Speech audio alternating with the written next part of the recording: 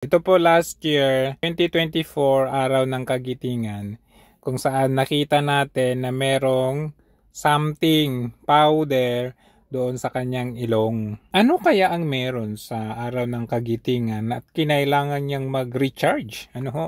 Kasi ngayon naman, araw ng Kagitingan ngayong taon, makikita na naman natin may something na naman kung saan ay dumudugo ang kanyang bibig.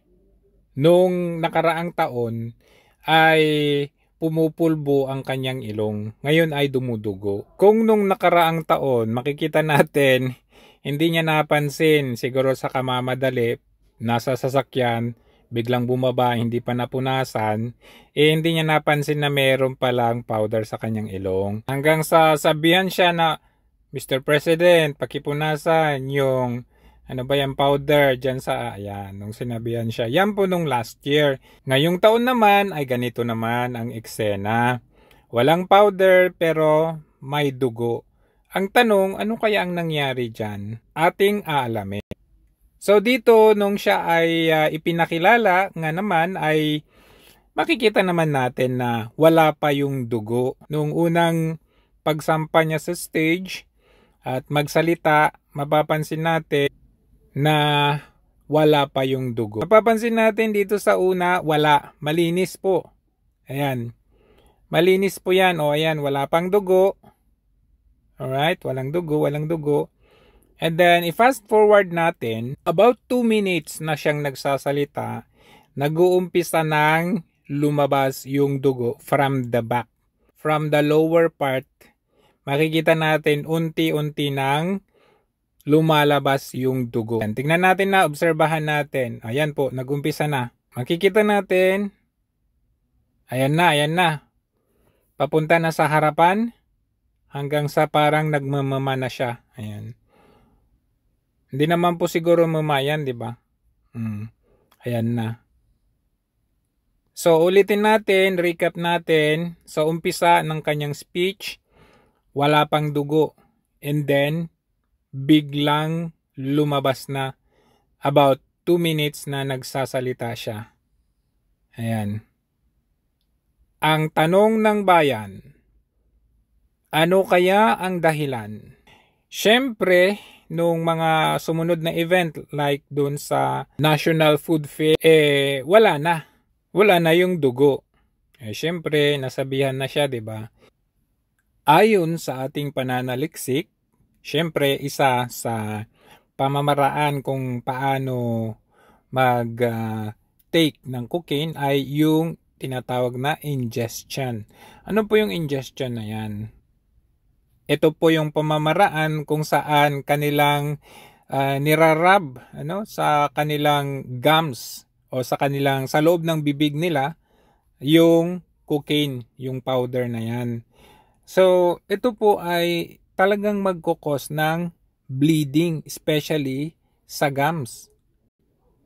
At syempre magkukos din yan ng tooth sensitivity kasi nga doon sa chemical na nanggagaling doon sa droga na yan.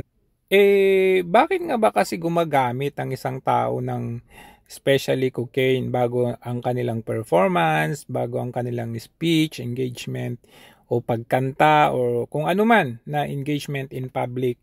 Isa po kasi sa effect ng cocaine, lalo na sa especially kapag tatapos mong gumamit, kumbaga tinatawag nating short term na effect niyan ay magkakaroon ka ng intense na energy.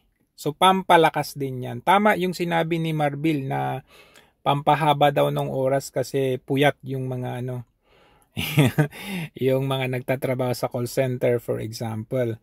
So, ngayon, isa pa, syempre, happiness. Kaya nakita niyo si President Marcos masyadong happy. And then, ano pa ang effect niyan? Ito, increased in talking, masyado ka nang madada.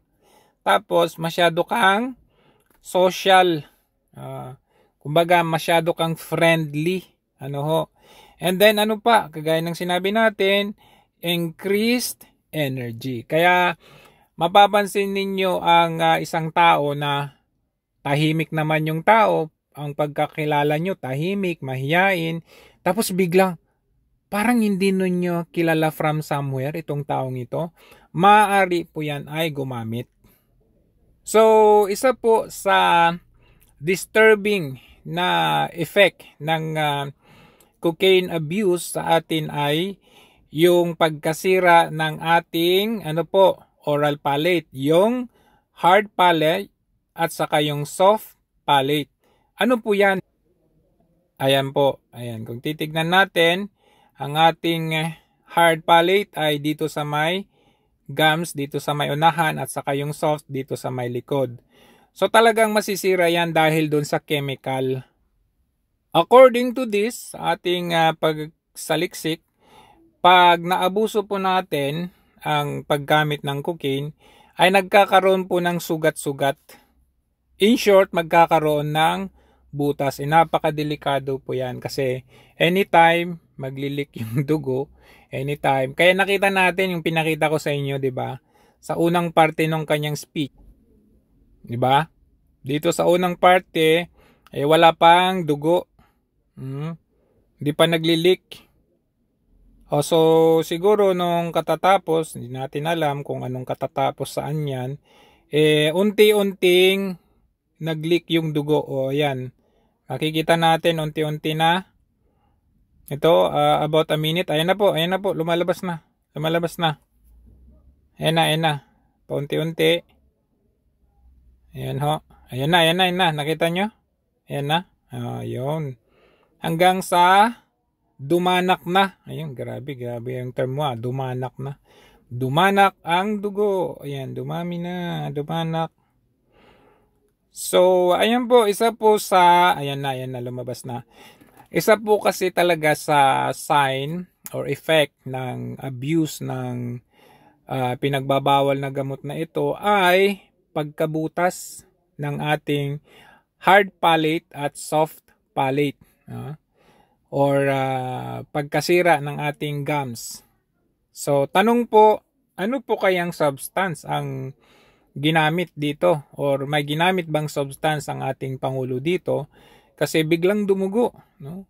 Bagamat yung ating inilabas na research ay tungkol po yun sa cocaine. Pero ang tanong natin dito kay Pangulo, ano pong substance? Or meron ba kayong substance na tinake dito? Ano pong explanation ng doktor? Ano po ang explanation ninyo dito? Bakit sa una walang dugo tapos ngayon biglang dumugo? Ano pong meron?